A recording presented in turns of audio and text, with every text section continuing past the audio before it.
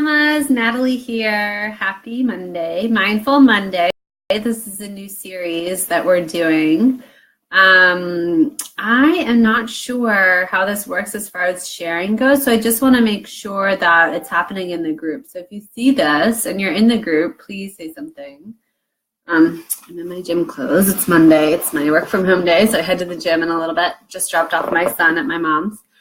So I just wanted to talk about mindfulness today. By the way, I'm Natalie, Step-Parent Strong. I'm sorry, Stepmom Strong. Used to be Step-Parent Strong, but I'm focusing on stepmoms now. So it's Stepmom Strong Coaching for helping stepmoms go from overwhelm, resentment, confusion, and stress to confidence, clarity, and connection in their role and their identity in their blended families. And I work virtually with stepmoms all over the country and world to support them as they navigate blended family challenges. So today we're talking about mindfulness, Mindful Monday. If you're watching, say hi in the comments. I'd love to see who you are. And so I just want to give a little bit about like my background with mindfulness and why I'm bringing it to the table as far as being a stepmom goes and why I think it would be helpful for you all and how it's helped me. So I'm not like a certified mindfulness trainer. I have a yoga teacher training certification and there was some mindfulness stuff in there. But really I come to you from personal experience with diving really deep into the teachings of mindfulness, kind of based on the philosophy of Buddhism. And I did about 4 or 5 silent meditation retreats for 10 days each. When I guess that would have been when I was in my early 20s, I got really into it. So I would do like one a year. And during those retreats, I really dove into these teachings. And I feel like it gave me this really deep, rich understanding of the philosophy and the principles that mindfulness are based on. And now it's like the cutting edge of psychotherapy. It's the cutting edge of neuroscience. It's all about like how useful mindfulness is for so many different issues. And really what it is the practice of being aware of your sensations and the present moment and what's going on in your body and mind in the moment that you're in. So like what the thoughts are that you're having, what your body is feeling, and practicing training your mind basically to be present to what's happening inside you and outside of you in the moment.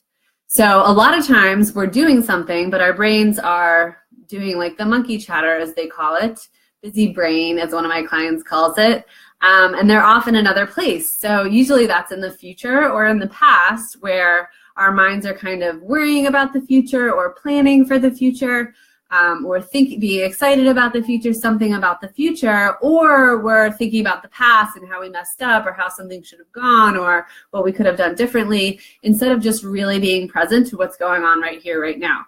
So there's a lot of different ways to practice mindfulness, and we're not going to get too much into that today. That's going to be for another Monday. But I'm really just giving like a basic outline of what it is and why it's helpful.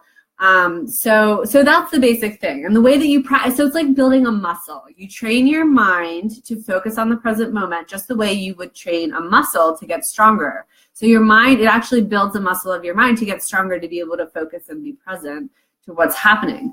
And the reason that it's so helpful is because it helps you be aware, and this is relevant to being a stepmom, very relevant to being a parent, relevant everywhere really, but so it helps you be aware of what's going on with you so that you can take care of yourself, and also so that you can realize where your weaknesses or flaws are and know that you might be getting sucked into a pattern that's not helpful. So that like leads to a bad place. So a lot of times it's like something happens outside of us that we can't control.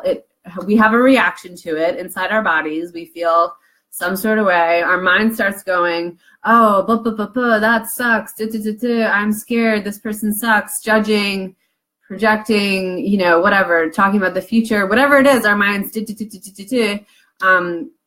when our body feels a certain way. So, the way this can look is the kids doing something you don't like, right? So the kids not threatening you, but not threatening you. Hopefully you don't have kids who threaten you. But maybe the kid, although it happens, maybe the kid is defying you, right? So for me, this is a big thing. I want to control, especially what my stepson does.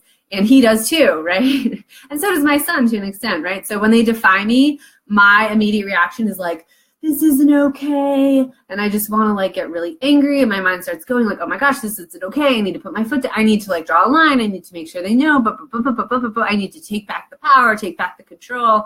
And my body's like anxious and tense. And I know that that does not lead to a good path, right? Like that doesn't get me going in a direction that I want to be going in.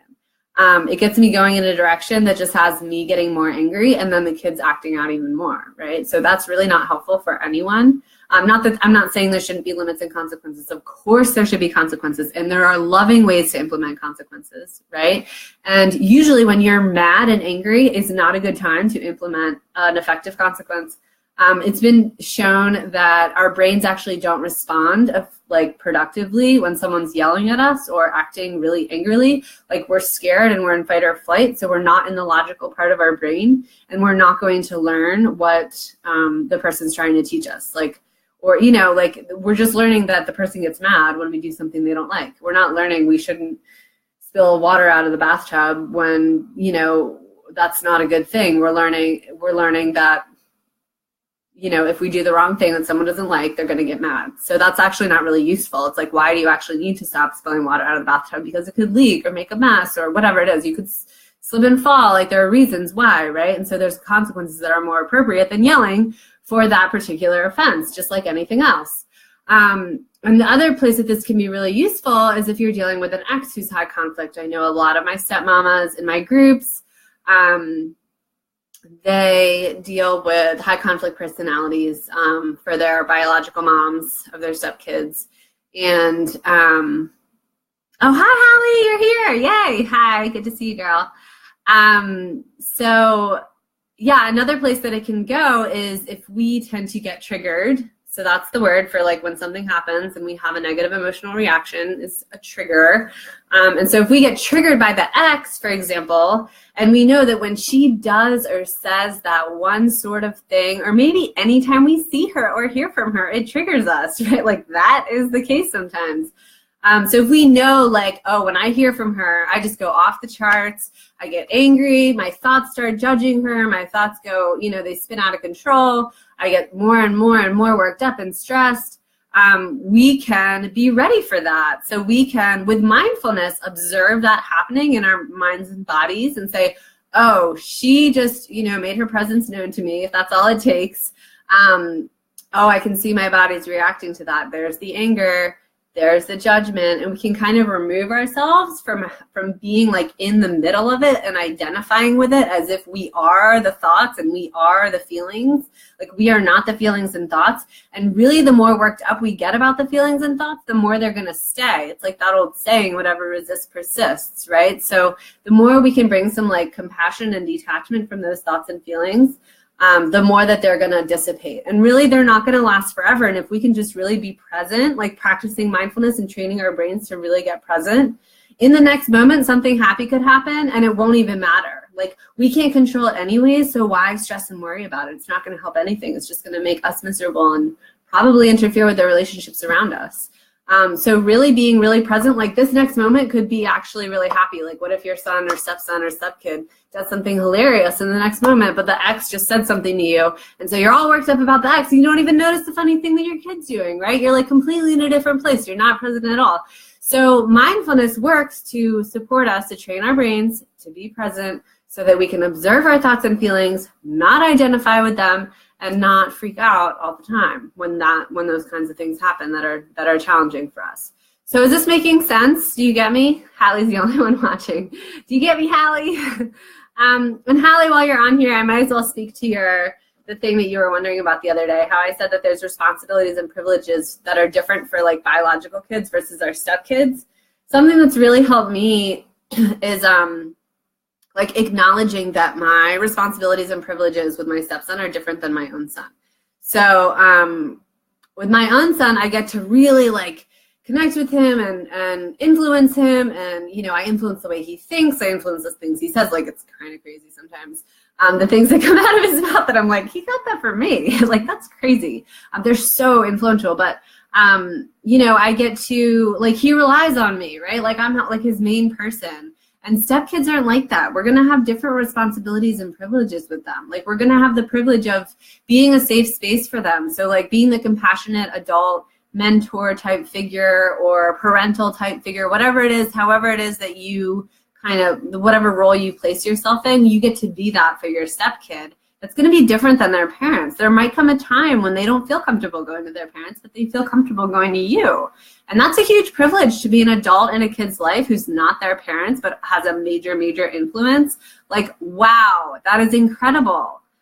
You might not get to go to the school stuff. You might not get to do all the homework with him. You might not get to participate in the PTA or do the fun Valentine's cards or whatever it is, but you do get to be this, like, alternative adult connected figure for him, who's like a loving presence and influence, right? So even more of a reason why to take good care of yourself and be able to be as balanced and stress-free and not let the ex get to you, so that you can be as positive and helpful to him as possible.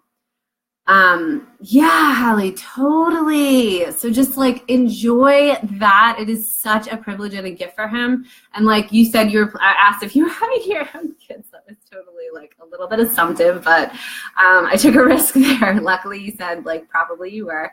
So yeah, if you have your own, then you'll get to do all that stuff for your own. And that'll be, like, even more special. And, like, you just don't get to do that for your stepson right now. Like, and that's a loss, and it sucks, and it's sad and painful, and, like, you should definitely let yourself be sad about that and grieve it.